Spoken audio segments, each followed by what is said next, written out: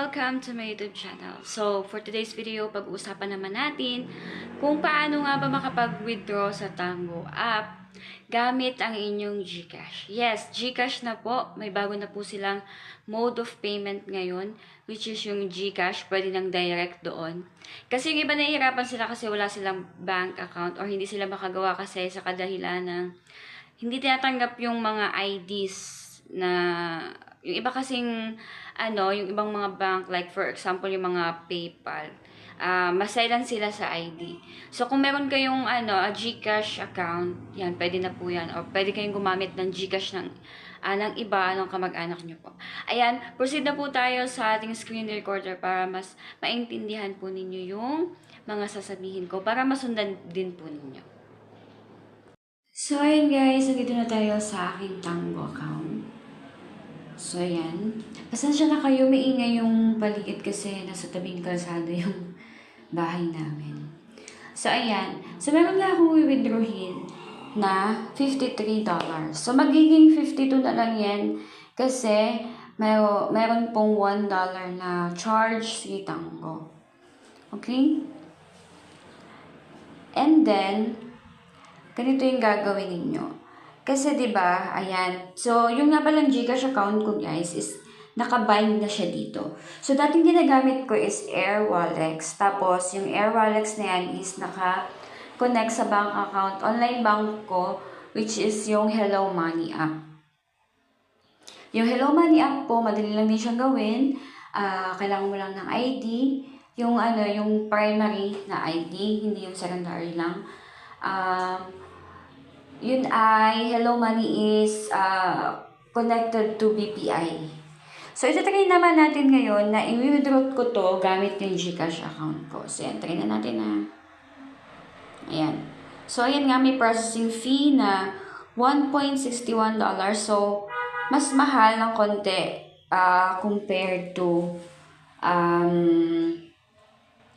dun sa AirWallex. Pero kasi konti na lang naman yung diferensya kasi kapag nag-send naman kasi ako, pag withdraw ko siya using yung Hello Money app, tapos ililipat ko na naman siya sa GCash. So, ganun din, mas mahal din. So, mas maganda na to na direct na siya sa GCash, okay? Tapos, ayan, i-get na natin siya. Tapos sabi, successfully submitted, transfer may take up to 3 days. So, let's see kung 3 days lang talaga siya. Ayan, successful na siya. So, let's see. Ayan, nakikita ninyo na dito is, nandito pa din yung get money. Pero, pinaprocess na nila yan. So, para malaman nyo kung processing na talaga siya, tingnan nyo dito sa, ayan, transaction on the way, ayan, September 4. So, ito nga pala guys, itong sa Tango ko, hindi na ako siya active na masyado for live. Pero sometimes nagla-live pa rin ako. Pero dahil nga itong aking account or yung aking link is nakalagay dito sa aking YouTube channel. So yun, marami ako nakukuha. O hindi naman marami. May mga nakukuha ako mga referral. Tapos kapag sumasahod sila, yan may mga vlog na rin ako about dito. Kapag sumasahod sila is may 10% ako na nakukuha from yun sa sila. Depende kung magkano yung earnings nila. Pero, yun po, wag po kayo galala kasi yung earnings na yun or yung 10% na yun is hindi naman siya binabawas dun sa na-invite ninyo or dun sa referral ninyo. Si Tango mismo po yung magbabayad sa inyo pag sumahod na yung inyo pong invite. So, don't you worry. Hindi po mababawasan yung na-invite po ninyo. So, titignan natin kung ilang days talaga siya. So, ayun guys, napakabilis lang at talagang hindi na umabot ng 3 days. So, dito kasi sa AirWallex, kapag nag-withdraw ko, umaabot siya ng mga 2 days. Pinakamatagal na talaga is yung 3 days and meron pa akong experience na inabot pa siya ng 4 days. Pero dito sa GCash, is sobrang bilis lang palang withdraw. Saglit lang, tinan nyo naman, seconds lang. Pagka-withdraw ko, andun na kaagad. So, tinan natin kung nabago dito. Okay. So, wala pa ditong update, pero, ayan na. Nandito na yung aking andito na yung aking withdraw.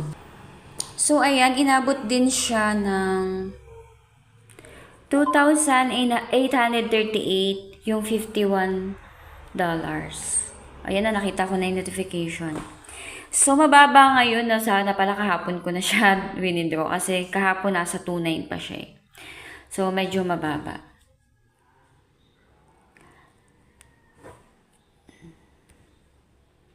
Ayan. Tingnan natin. So, ayan, nabago na. Ayan, na iwanan ng 177 na diamonds.